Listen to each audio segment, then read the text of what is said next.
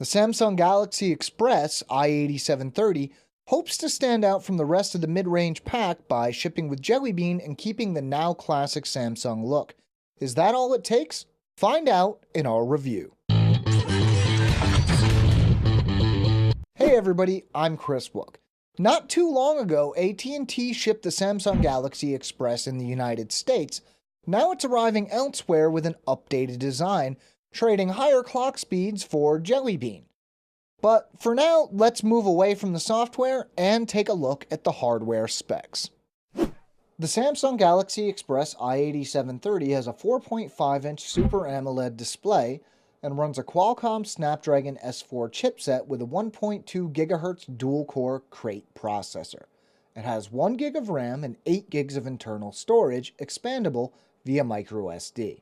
The Galaxy Express has a 5-megapixel rear-facing camera and a 1.3 megapixel front-facing camera. Both capture 720p video. Powering the device, we're looking at a 2000 mAh battery. Looking at the design, well, it's obvious that this is a Samsung phone. Recently, it seems that if you've seen one, you've seen them all, with the only major differences being color and size.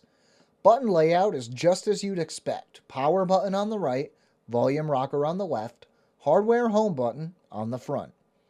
The overall feel is good and it should be a decent fit for most people, but those with smaller hands might have trouble with one-handed operation. The phone is light but feels a little on the flimsy side. I'd be careful of dropping this one. Whenever we look at phones in this class, the display is usually the biggest flaw, and in this case, it's no different. The resolution of 800 by 480 just doesn't cut it on a 4.5-inch screen, though it does work better than, say, the larger Galaxy Grand. Pixelation is surprisingly difficult to notice, actually, but with a pixel density of around 207 ppi, you'll notice a general lack of sharpness. The only other issue is that the screen can look a little washed out at times. That small resolution does pay dividends when it comes to performance, as does the Snapdragon chipset. Starting with some numbers, we ran Antutu Benchmark 10 times and ended up with an average score of just under 11,000, almost exactly what we expected from this chipset. Thanks to the lower res, Epic Citadel performed admirably as well, cranking out an average frame rate of 53.3 frames per second in high quality mode and 54.2 frames per second in high performance mode. In the real world, performance was comparable, with little noticeable lag when scrolling through home screens or the app drawer. While it isn't the most demanding game, Subway Surfers ran without a hitch. Unlike a lot of phones we see running similar hardware, the Galaxy Express runs Android 4.1.2 Jelly Bean right out of the box. Samsung has skinned the device with its TouchWiz UI in keeping with its apparent philosophy of giving customers a unified experience. If it wasn't for the version number and a few Jelly Bean only features, you wouldn't even be able to tell what version of Android it runs. The usual lineup of Samsung apps is bundled, including Samsung's own App Store and the S suite of tools like S Memo, S Voice, and S Planner. Most other bundled apps, like the voice recorder and file browser, are useful as well. There isn't that much bloatware installed. The camera is never the strongest aspect of mid-range phones, but in good light, the Galaxy Express did fairly well, capturing crisp images with good color balance. In low light, performance wasn't nearly as good. There is an LED flash to assist, but this isn't always desirable.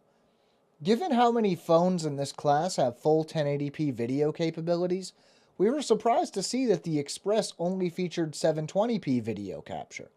The same issues with low light were present, but otherwise, the quality of the 720p video was pretty good. The battery isn't exactly huge at 2000 mAh, but Qualcomm chipsets are generally pretty good at maintaining battery life. The CPU being clocked down to 1.2 GHz helps a lot here as well.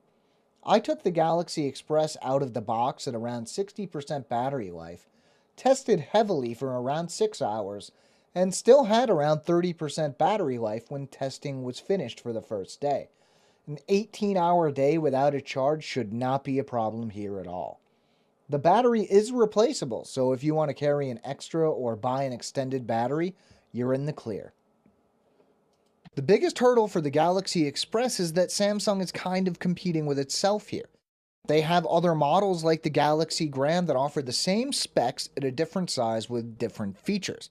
Not to mention, they have a lot of competition from other companies as well. That said, if you want a Samsung phone that looks and acts like a Samsung phone for a relatively low price, this is that phone. Unless you want a bigger one. If you want to know more, we have a written companion to this video at androidauthority.com. You can find the link in the description below. We have new videos going up all the time, so if you want to stay caught up, make sure to subscribe to our channel. I'm Chris Wook for Android Authority, and as always, thank you for watching.